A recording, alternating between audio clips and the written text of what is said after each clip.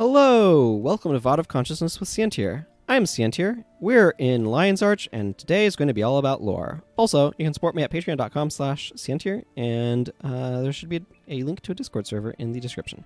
Okay, so before I get into Dermond here, who will be highly relevant, actually, it will be Diane who's super relevant. But we have a book that I've been meaning to read that has been getting put off and is not in the bag that I keep clicking on. Okay, so the Hero's Handbook. Finally. I apologize for taking so long. The Wayfarer's Reverie totally derailed any plans that I'd had of what I was doing. Okay, so the beginning of the end. I'm just going to reread this. I know I read it in a previous episode, but that's going to have been quite a while ago at this point. So I just want to re-go over it in case you've forgotten. And it says, earthquakes have ripped through Tyria, Cantha, and Ilona, leaving gaping fissures in the pockmarked land. In the aftermath, explorers discovered a maze of underground complexes called the Depths. In these depths, I found Ogden Stonehealer and his dwarven party fleeing their supply depot. Moments later, powerful inhuman creatures called Destroyers attacked us, but we escaped with the help of an Asura named Vek. He led us through a magical gate to the far Shiver Peaks, a frigid land far from home.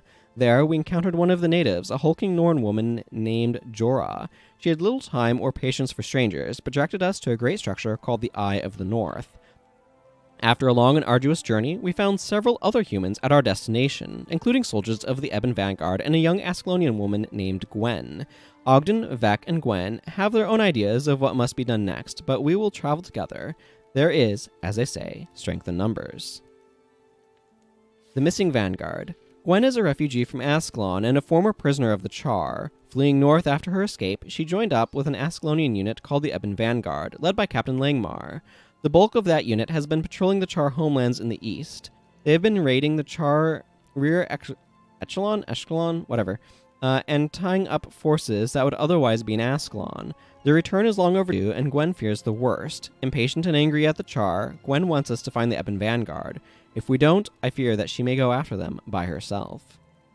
So just to recap, because I got caught up by how to pronounce echelon, I think maybe in the middle of that.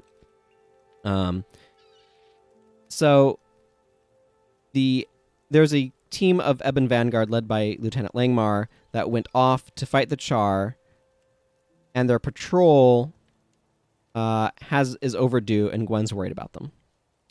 So, against the Char. In Grothmar War Downs, we found the site of a battle between the Ebon Vanguard and a larger Char force. The Vanguard sustained heavy casualties, but we believe the bulk of the unit was captured, not killed.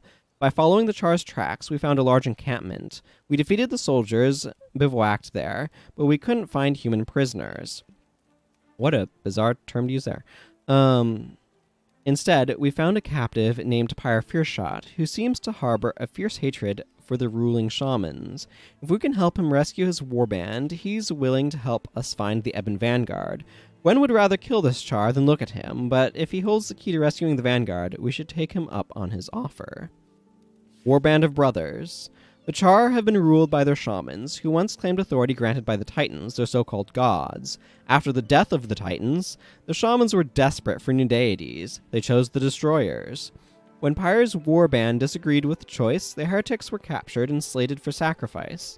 We have freed Pyre's allies, and after a brutal interrogation of a priest, learned the location of the Ebon Vanguard. They're being held prisoner to the south, in Saknoth Valley, where the Char want to sacrifice them to these new gods. Gwen grows angrier every day, lashing out at Pyre over the slightest provocation. Pyre, for his part, seems to enjoy irritating her, though I sense he sees something in Gwen's behavior that he understands all too well. Assault on the Stronghold. Hierophant's stronghold has fallen. Hierophant Burntsoul is dead, and the survivors of the Ebon Vanguard have been rescued. Pyre's warband and their knowledge of Char tactics proved valuable in defeating the shamans. Instead of surrendering, Burntsoul chose to unleash the Destroyers upon us. As for Gwen, she seems better. She still hates the Char, but she no longer lets that hatred control her. Perhaps this is what Pyre Fearshot saw in her. The Char view fear and anger as natural emotions, but they believe those feelings are only dangerous when they are out of control. Gwen seems in control of her fear and anger now, though I doubt she will thank Fearshot for the lesson. Northern Allies. Ogden feels our best course for survival is rallying allies against the destroyers. After being chased from the depths, I can see his point. Precious few dwarves and humans live in this land, and the few who do aren't here to hunt monsters. The largest group of natives in the mountains are the Norn, a proud independent race of huge, shape-changing warriors. The first Norn we met, Jorah, was friendlier than most, but she has lost her ability to become the bear. Because she can't change her shape, she has little status among her people. But she may be our best hope for convincing the Norn that the destroyers are a threat. Ogden certainly hopes so. Curse of the Norn Bear. Jorah was cursed when she entered a taboo area. She lost her shape-changing ability while her brother transformed into the monstrous Norn Bear. With our aid, Jorah confronted and defeated her brother. To show her gratitude, she has joined our group. Ogden is now searching for Olaf Olafsson and other powerful Norn who can aid us in our quest. Jorah must seek out Eagle Fireteller, an elder Norn who can teach her how to regain her honor. I think we can do both, though Ogden grows more frustrated by the day. A gate too far. Olaf Olafsson is a typical Norn. He's willing to discuss things rationally, but he's always ready to fight to get his point across. He deigned to meet with us, but our discussion was interrupted by a large group of destroyers attacking Raven's Point. Olaf traveled with us as we sought the source of this corruption. We soon discovered, as Vex surmised, that a functioning Asura gate lies beneath a nearby shrine. Olaf is now committed to fighting the destroyers, though he doesn't seem to care that they desecrated the shrine. He's more concerned with finding worthwhile prey. Still, he has proven a valuable ally. Olaf also contacted the Dwarven King, Joust Ironhammered. Soon, Ogden's people will arrive, and the battle against the destroyers will continue. Yeah, it's interesting to think about the destroyers having control of the central transfer chamber and being able to use that to use the Asuran gates to get around. It's kind of scary, but... Blood washes blood. Under Eagle's guidance, Jorah sought to redeem her honor and her name by retaking her hearthstead. Jorah's family home had been overrun by marauding Char from the south, who left it destroyed and abandoned. We dealt with the Char through the blessing of the Bear Spirit, a holy guardian of Jorah's people. Despite this, Ogden is sorely disappointed. He had hoped that by helping Jorah, we would recruit other Norn to our cause, but evidently that is not the Norn way. Jorah will speak to her fellow warriors, but they will all make their own decisions. The knowledgeable Asura. Vec is extremely concerned about the destroyers. His people were driven from their underground homes by these creatures. Now the destroyers have taken over the central transfer chamber, the hub of many of the magical Asura gates. He believes his fellow Asura, with their superior intellect, will come up with a viable plan to defeat the destroyers. Finding them, however, will be a challenge. After their exodus from the depths, many of the Asura settled along the Tarnished Coast. If we can't find a functioning gate free of destroyers, we'll be in for a long walk. Ula's laboratory. The Asura have strange methods of organizing themselves. To complete difficult tasks, they form crews. Our crew's task was building a superior magical device called a golem to battle the destroyers. Before we could build the device, we needed the help of an Asura named Ula, who had squirreled herself away in the depths of her lab. After getting past her magical watchdogs, we had to use a little reverse psychology to get Ula on board. Vec is impressed, and he is acting a little less superior as a result. Finding the Bloodstone. Not all Asura are good-natured. To complete our project, we had to seek out a particularly acerbic little one named Gad, an expert on the Bloodstones. Vec describes him as egotistical, nasty, unpleasant, and insulting. That description actually compliments him a bit too much. Gad has been working with Livia, an agent of the Shining Blade. She was hoping to learn information that would help Kryta in its civil war, but unfortunately, she's had to put up with his insults along the way. Eventually, the two of them had a falling out. Livia now travels with us. Gad doesn't seem to care, but then again, that seems his nature. Genius-operated living enchanted manifestation. After all the Asuran egos were sorted out, the Golem project moved along quickly. One of the Asura on the original crew couldn't make it, so Vex stepped in, despite his misgivings about working with Gad. We had to defend a foundry from destroyer forces, but we got the golems functional in the nick of time. A victory came at a price. Gad recklessly exceeded the project's safety margins in his work, and he paid for that mistake with his life. At this point, I learned the reason for Vec and Gad's continual squabbling. They were father and son. Vec is grieving, but the destroyers have been driven back. Now they're less of a threat to the Tarnished Coast. Against the destroyers. A threat has erupted from the depths of Tyria. The destroyers, merciless, mindless, destructive creatures, have emerged from the dark heart of the earth. They have driven underground races like the Asura to the surface and tested the defenses of the dwarves. The destroyers have overrun the Asura's central transfer chamber, the hub of a series of magical gates, and now threaten the entire surface world. Some of the dwarves feel that an ultimate battle is coming, as chronicled in the Tome of the Rubicon. For the moment, we need to find allies, resources, and most of all, knowledge to defeat this threat to the human lands. So, just to quickly jump to the table of contents, against the destroyers, the beginning of the end, the missing vanguard, northern allies, the knowledgeable Asura, and against the destroyers were all pages that were available by default, so they don't have as much story stuff. So, Destruction's Depths. The scrying pool in the Hall of Monuments has revealed an apocalyptic vision. With that revelation, yes, that's this. So this is one of my linguistic pet peeves. I'm going to just take a moment to discuss it. Apocalypso is, I'm probably not pronouncing that quite right, but basically the root word for apocalypse comes from Greek and means like he revealed or it was revealed. So this, in many regards, is saying has revealed a revealed vision. Or a revelatory vision. But because of the contents of the Book of Revelation, or the Book of Apocalypse, at the end of the Bible, apocalyptic has come to mean end times type visions, or mass destruction, or that sort of stuff. It has the term as we know it now. But for some reason, that's something that bothers me. It seems it's just silly. But anyway, I digress. With that revelation, we move towards a final battle. Vec recognized the vision's location. It's beneath the central transfer chamber, the hub of the Asura's magical network, and Ogden says that the ultimate danger is a creature from Dwarven legend, the Great Destroyer. We have rallied what allies we could among the humans, Norn, and Asura. King Jalos himself has worked a mystic rite to invoke the power of the Great Dwarf. The ritual metamorphosed many dwarves into stone-formed warriors, who are now dedicated to eradicating the destroyers. We fought our way deep into destroyer territory and entered the central transfer chamber. Now we're ready to face their destructive master. The Great Destroyer awaits.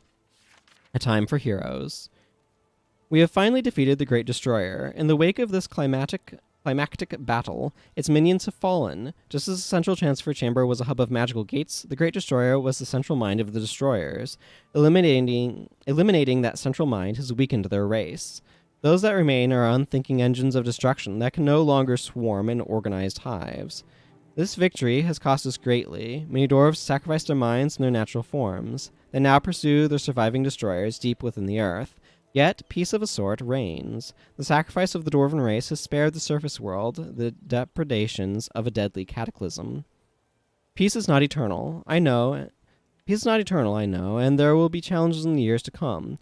We have found new peoples and new lands, and the role of mankind in this world, this creation of the gods, seems to be shrinking.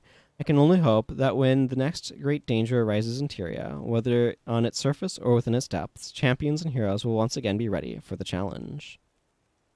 So that's the contents of this book. We can now turn this in to one of the NPCs in the Eye of the North to get a huge quantity of faction and a pile of gold and whatnot with them. But we're not going to do that today because I need to figure out who I want to give it to. I know it won't be to the dwarves because I'm already a bold delver on this character. And all of the stuff that you get access to with these reputation ranks, as well as the strength of the skills, is maxed out at level 5 for whatever reason. So whether or not I want to be not too clumsy, stealth agent, or move up not too clumsy to a higher rank, stealth agent to a higher rank, or slayer of nightmares to a higher rank is something I don't know yet, and will in large part determine what, mostly what NPCs I want access to. So for crafting weapons and armor and that sort of thing, and that's something I'm going to need to determine off time. However, Dermond of the Dermond Priory is here, and he says, I am Dermond, keeper of heroic tales and Tyrian legends. To know a culture is to understand its past. Choose a hero, and I shall give you that hero's tale and weapon. Which story would you like to read? So we can see Saul D'Alessio's story, Master Togo's story, Troy Osa's story, or Gwen's story. And I want to do Saul D'Alessio's story. So I need to equip Saul's staff. We can technically hang on to this and use it, but there's no real reason to. And we need to read Saul's story. His name is Saul. This is his tale. Yes, thank you. So, his name is Saul, this is his tale. As Ascalon burned, the Char invaded the nation of Kryta. So this takes place just after the searing. Their army marched through the Farsh River peaks and fell upon Kryta like lions upon a kill. Already weakened and divided, the Krytans were easy prey. During Kryta's invasion, its potential savior, Saul D'Alessio, stumbled through the jungle, waiting for death. A gambler, a cheat, and a drunkard, Saul had been exiled to the wilderness for his many crimes, and he expected to die there. Instead of death, he found salvation at the hands of the Unseen Ones. The Unseen Ones were radiant beings, tall, thin, and winged, both superior and kind to man. They healed Saul in body and soul, giving him wisdom and understanding. Saul returned to Kryta reborn, a messenger of hope. Abandoned by their leaders, betrayed by their countrymen, hungry and worn, the people of Kryta flocked to Saul's banner and rallied to his cause. Saul and his followers saved desperate and defenseless Krytans from the Char, but there were too many invaders, and Saul's disciples were too few. Hope remained, but it was hope that required an ultimate sacrifice. Saul and his most dedicated followers devised a desperate plan. They knew the location of the Char's main encampment. If they could find the Char leaders and cut them down, the resulting confusion would give other Krytans the chance to rally, or escape. Saul and his followers did not fool themselves. They were not heroes, and they knew they could not withstand the main Char invasion force. The best they could hope was to trade their lives to give Kryta some precious time. Saul thought their sacrifice would be a worthy death, if, in dying, they could save Kryta. In the name of their faith, they could do no less. So, intermission. In the name of their faith, they could do no less. Alrighty, so this is definitely going to take up the rest of this episode. Probably going to be a little bit of a longer one. This will take a little while, but The Rise of the White Mantle. This is a bonus mission pack, incidentally. So, we now have access to several skills. And one of these skills, our Elite, is Signet of the Unseen. Target foe and all nearby foes take 80 holy damage and are knocked down. If any of those foes are summoned creatures, those foes begin burning for 6 seconds. Castigation Signet, this is a variant on it. A variant on Bane Signet. Unnatural Signet. Let's see. If that foe is under the effects of a hex or enchantment, foes adjacent to your target take 29 damage. So these skills are kind of based on skills that have been changed over time, so they're not entirely like the same, but Banner of the Unseen. Ward spell. Create a Banner of the Unseen at your location. For 5 seconds, all allies in the area are healed for 25 health each second. When the spell ends, all allies in this area are healed for 100. Mantra of Inscriptions. For 18 seconds, sickness you successfully activate while in the stance recharged faster. And then form up in advance. Shout, all Saul's trusted White Mantle supporters fall back to your location and run 33% faster. For 10 seconds, all moving allies are healed for 15 health each second. So for the most part, these are like ordinary skills, but yeah. So we have a bunch of people here. Hablion says, a Char scouting force is marching toward the village. They'll be here any second. Protect the village, slay every last Char, shouts Saul D'Alessio.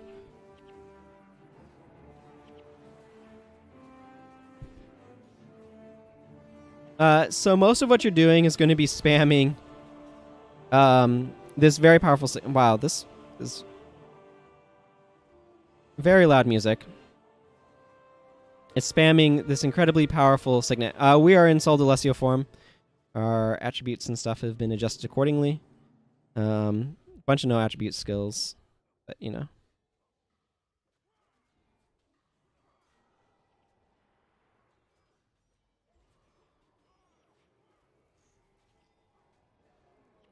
And our goal here is to defeat the Char.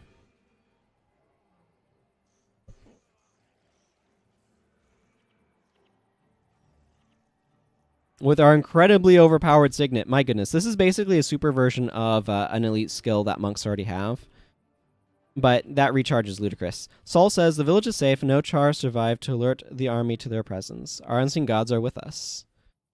There's apparently stun bombs here. Barbed bombs and rations. Let's see. Crusaders. Mother Kryta cries out in our hour of need. Those of you with families here, take some time to say goodbye. Oh. We can drop this to heal adjacent allies. I'm going to grab the barb bomb and take it with me.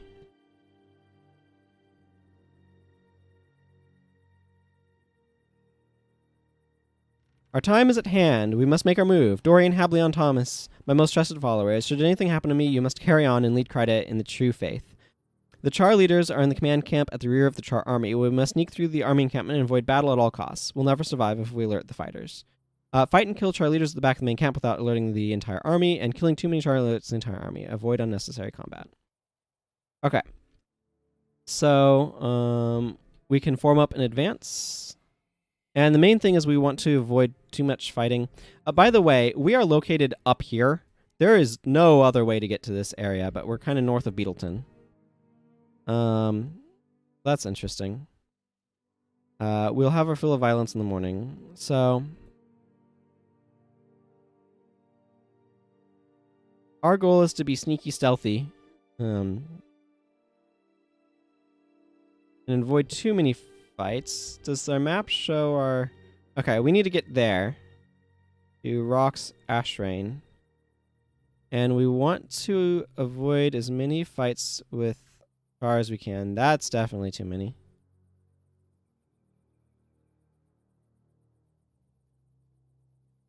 There is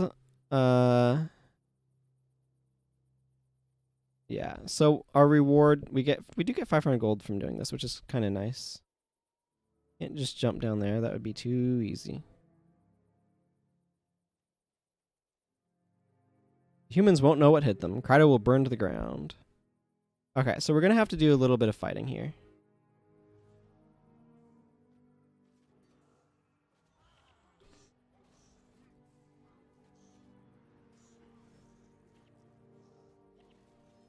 I believe active combat is what alerts them, incidentally. I'm not quite sure how this works.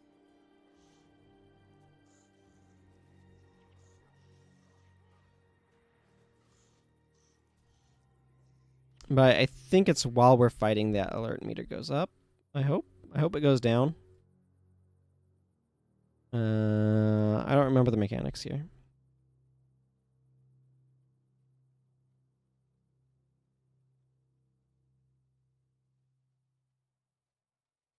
But I feel like I need to...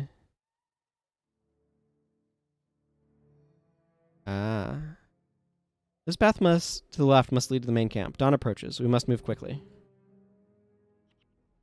Form up in advance. I double tapped the button for it, but whatever. Can we slip through here anywhere? Not really. Oh, but we can hide back here and not fight that group of Char, which is good. Because our goal is to not fight groups of Char. I can show off the rest of these later, but Saul D'Alessio says, be cautious, friends. We are almost there. Although the box appeared at a weird spot.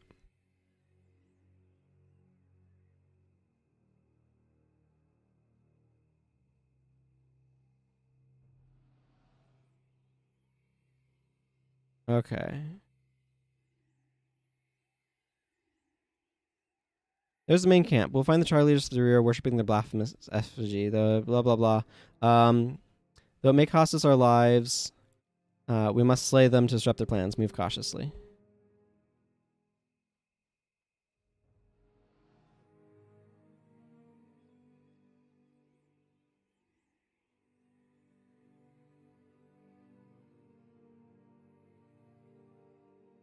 Okay. Let's see here. We need to find a way back in there.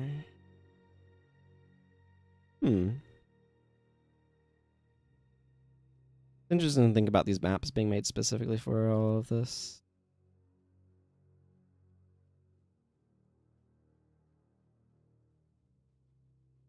Man, feels tense slipping in here.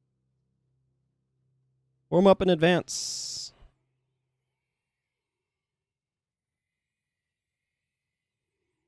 Rox says, we launched the final assault at first light. Send word for Suit Paws and Ember Glow to join me here. What is this stench? There are humans here. Warm up in advance.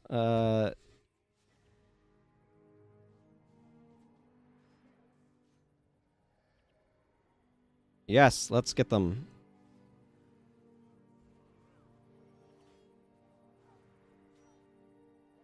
So yeah, mostly we're just going to fight some Char then.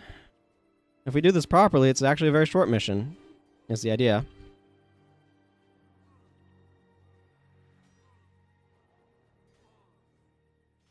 With our ridiculously overpowered Signet.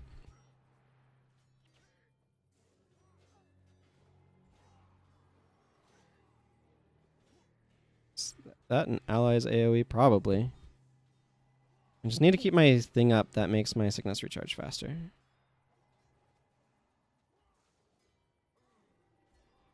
This Char in front of us is huge. Like, look at him, though.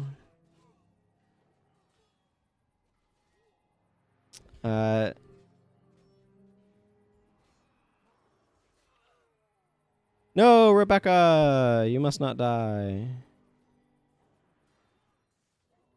Yeah, it'll be okay. The Char have been alerted to my presence. Probably could do this without alerts if you manage to figure out how to avoid a little bit more conflict.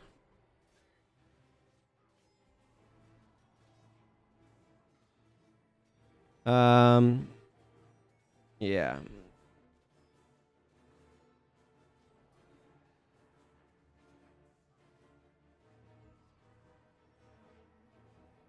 The Char are mobilizing. We will soon be overrun. The end is nigh. Friends, the time of retribution is at hand. We must pray to our gods. They will decide whether we live or die.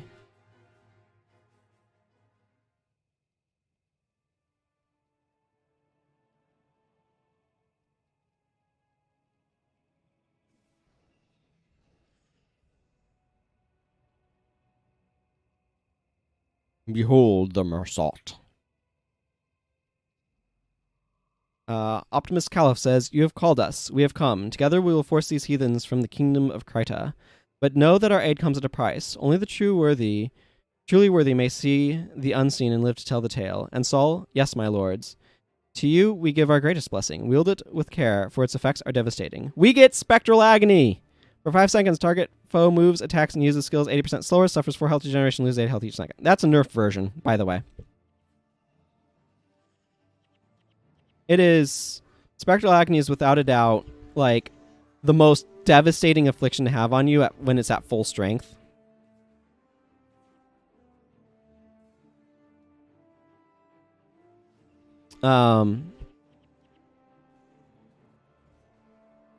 Yeah, and this is a nerfed version.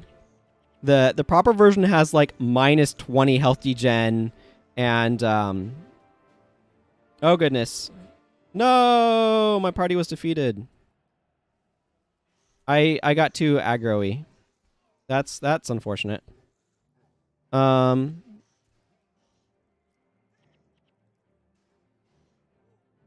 Yeah, I should have held back more. Oops. Okay, so I'm gonna have to do that again. Yeah. Let's here's what I'm gonna do.